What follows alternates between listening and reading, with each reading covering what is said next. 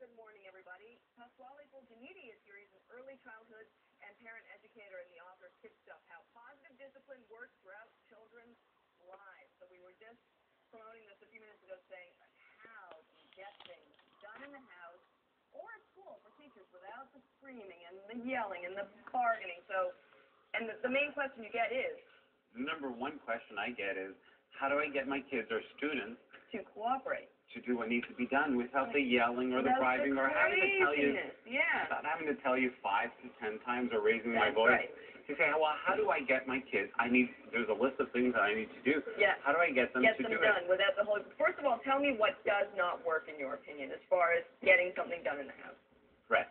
Threats don't work. And bribes. Well, you know what? You will get your child to clean his room, and you will get your child probably to stop fighting. But unless you threaten or bribe him, he's not going to do it. And the thing that really worries me is in the schoolyard, when the bribe or the threat is not there, now they're able to do whatever they want. There's no structure. There's no way of getting your kids to cooperate when you're not there.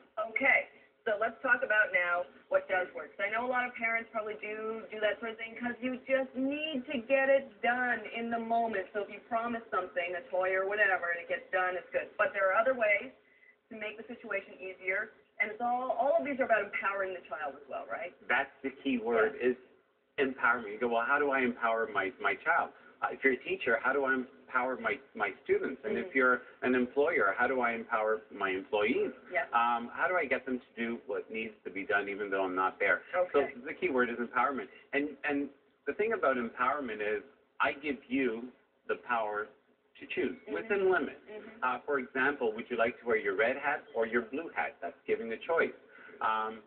Where you actually make the choice, but within limits. Yeah, because the point is, they're wearing the hat. They have to wear the hat. The hat will get worn, but because you're giving them choice of colors, instead of just saying you're wearing the hat, now they feel like they're active in this. Absolutely. Now, what if your child chooses not to wear the hat, or chooses not to wear the mittens, or chooses not to eat? So that's the number one problem the parents having is my child won't eat. And you say, well, would you like a hot dog or would you like some chicken fingers? Giving a child a choice within limits. He says, I want ice cream. You say, no, that's not part of the choices. Would you like A or B? And your child will say, well, I choose not to eat. Okay, that's a choice your child just made. Now, empowerment is this. It's a twofold. You're giving them choices, but the second is you're holding them accountable for the choices they're making. Right. Now, if you're a permissive parent, you say, oh, I got to make something else. I can't let my kid eat starve. No, the kid chose not to eat. The kid chose not to eat, and the kid will not starve. They will eat well, when they they're will, hungry. but that's what that's the end goal. But not to any kind of, to the point where they're not going to be healthy. Absolutely. As long as it's not immoral or illegal, then, you know, you have to intervene. But if it's not immoral or illegal, then you allow the child to make those choices. The autocratic parent, the strict parent, will say, no, you ain't moving there until you finish everything off the plate. I'm the one in charge. And they need structure. No, not rigid structure. Give them a structure within a balance of structure and freedom. Your child chooses not to eat. So the consequences of that is accountability is the second part, right, of being empowered.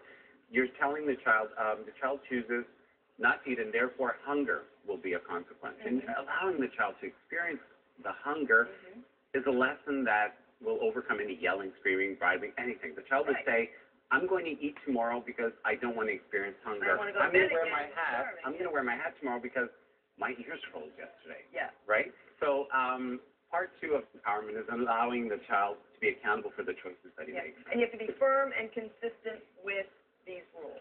That's absolutely right. And, you know, when we give rules, when we give kids something to do, we're just too generalized. We say, I need you to clean up your room. And I tell parents, don't tell your kids to clean up your room. Tell them specifically what you want. I need you to go upstairs and put your books on the shelf and your clothes in a hamper. Right? Now, the kid chooses not to put his clothes in a hamper. Remember, it's about empowerment. The child chooses not to, or he forgot to put his clothes in the hamper. What's the consequence? Besides the yelling and screaming and saying, you know, I told you 3 times, and if you wouldn't have... No, we want to avoid that, right? The negative reinforcement. We want to allow the child to experience the consequence. Clothes are not being washed. Right. The guy's going to say, I need my shirt. And if you're a teenager, you need your shirt, you know. Clothes belong in a hamper. Yeah. The consequence of not brushing your teeth is not getting a quarter or not getting the rice, is pure cavities. Right. That's the positive side about brushing your teeth. That's People why we want to brush our talk to teeth. you. What's that? People want to talk to you if you brush your teeth, not so much if you don't. Absolutely. And still using timeouts, you think, is something that You see, timeout, the number one problem with timeout is that we use it as when we're angry. It should be just a time where the child gets to unwind. So we say, with timeout, we say we need you. Most psychologists or psychiatrists say allow 5 minutes if it's a 5-year-old, 10 minutes if it's a 10-year-old. My problem with that is if you're a 30-year-old, you're in timeout for half an hour, which just doesn't make sense to me. So we say, allow the child to choose where he wants to go. It's just a time where you can relieve yourself. And allow the child, this is where empowerment comes in, allow the child to choose when to come back.